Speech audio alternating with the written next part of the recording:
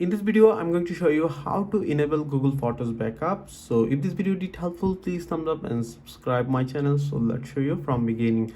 So first of all, on your any Android or iPhone, you just open Google Photos and make sure your Google Photos is up to date.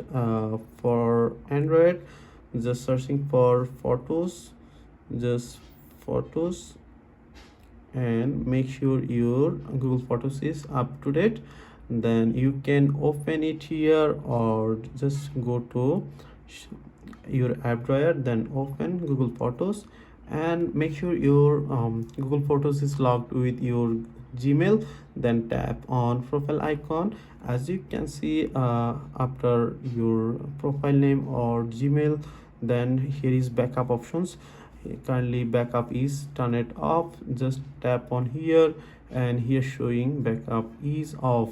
So just tap on here and it's turn it on. You can change quality here. Just tap on settings and you can backup quality change. You can original quality or storage saver. I'm selecting original quality, so that way you can enable backup on Google Photos. So pretty much that's it. If you have any questions, please let me know in comments. If this video did helpful, please thumbs up and share my video. See you on the next